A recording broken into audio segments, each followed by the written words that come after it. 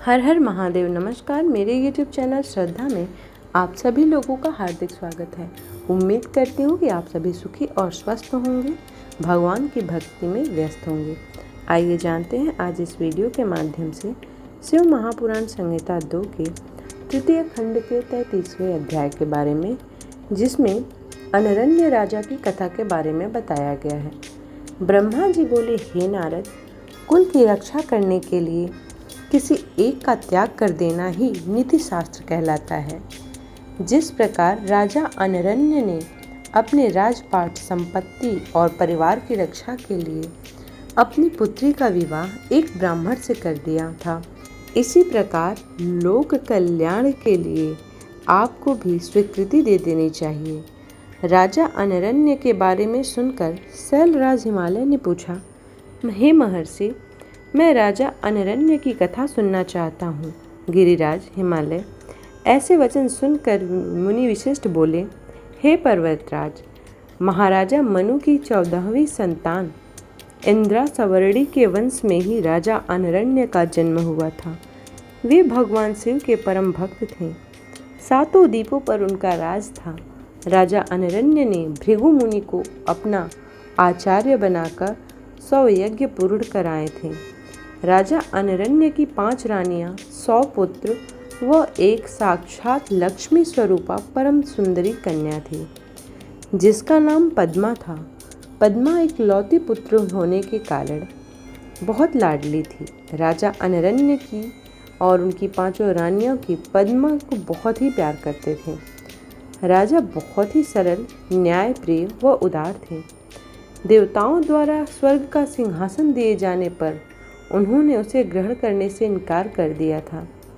जब राजा अनरण्य की प्रिय पुत्री पद्मा विवाह के योग्य हुई तो राजा अनरण्य को उसके विवाह की चिंता सताने लगी। पद्मा के लिए योग्य वर भी खोजना शुरू हो गई। चारों दिशाओं में सुयोग्य वर की तलाश की जा रही थी। अनेकों राजाओं के पत्र लिखे गए। एक दिन देवी पद्मा संयोगवश विहार के लिए अपनी सखियों के साथ गई हुई थी।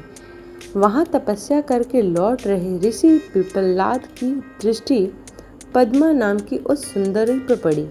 वे उसकी सुंदरता पर मोहित हो गए।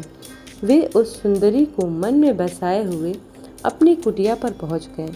सुंदरी का सौंदर्य पिप्पलाद के मन मस्तिष्क में धस गया था। एक दिन ऋषि पिप्पलाद पुष्पाभद्रा नामक नदी में स्नान करने गए। संयोगवश राजा अनरण्य की परम सुंदरी पुत्री पद्मा भी वहां उपस्थित थी।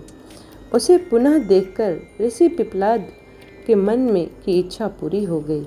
उन्होंने पद्मा की सखियों और सैनिकों से उनका परिचय प्राप्त कर लिया। वहीं कुछ मनुष्यों ने ऋषि की हंसी उड़ाते हुए कहा कि ऋषि जी, आपका मन देवी पद्मा पर मुग्ध हो गया है, तो आप महाराज से उन्हें मांग क्यों नहीं लेते। इस प्रकार के वचन सुनकर पिप्पलाद लज्जित तो हुए, परंतु उनके दिल में सुंदरी पद्मा को पाने की इच्छा कम न होकर और बलवती हो गई। स्नान, नित्य कर्म और शिव पूजन आदि से निवृत्त होकर मुनि पिप्पलाद राजा अनरण्य के सभा में चले गए। अपने दरबार में मुनि को पधारा देखकर राजा अनरण्य ने चरण छूकर उनका अभिवादन किया तथा विधिवत पूजन करने के पश्चात उन्हें आसन पर बैठाया तथा पूछा कि मैं आपकी क्या सेवा कर सकता हूँ। इस पर ऋषि पिप्पलाद बोले, राजा, आप अपनी कन्या पद्मा को मुझे सौंप दीजिए। यह सुनकर राजा चुप हो गए।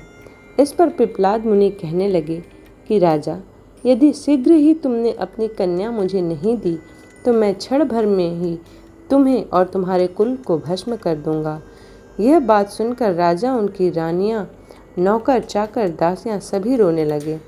राजा अनरण्य यह सोच अत्यंत व्याकुल हो उठे कि कैसे वे अपनी फूल से भी कोमल पुत्री का हाथ एक बूढ़े ऋषि को दें।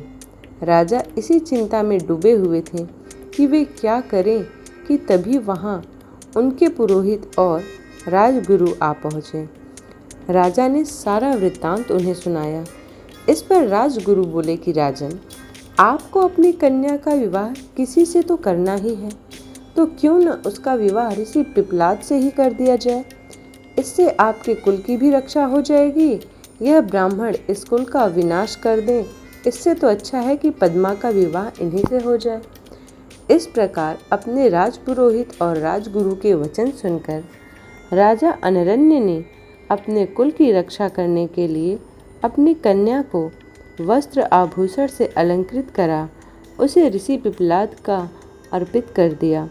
तत्पश्चात देवी पद्मा और ऋषि पिप्पलाद का वैदिक रीति से परिणयोत्सव संपन्न हुआ तथा राजा ने प्रसन्नतापूर्वक अपनी पुत्री को विदा कर दिया।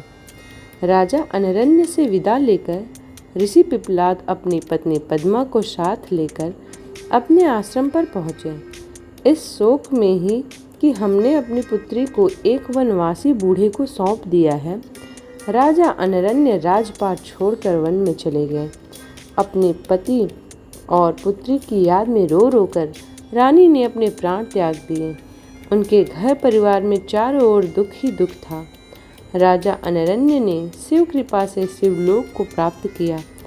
तत्पश्चात उनके पुत्र कीर्तिमान ने राज्य किया और उनके कुल का नाम चारों ओर फैला। इसलिए हे हिमालय, आप अपनी पुत्री को भगवान शिव को अर्पण करके अपने राज्य कुल और धन की रक्षा करके सभी देवताओं को अपने अधीन कर लीजिए। इस प्रकार शिव महापुराण संहिता 2 की तृतीय खंड का 33वां अध्याय समाप्त होता है। उम्मीद करती हूँ कि आज की ये वीडियो आप लोगों को पसंद आई हो। वीडियो पसंद आई हो तो वीडियो को लाइक करें, शेयर करें और चैनल को सब्सक्राइब करें। इसी प्रकार की भक्तिभाव से जुड़ी हुई वीडियोस को प्राप्त करने के लिए चैनल को सब्सक्राइब करना ना भूलें। मिलते हैं अगले अध्याय में, तब तक के लिए हर हर महादेव।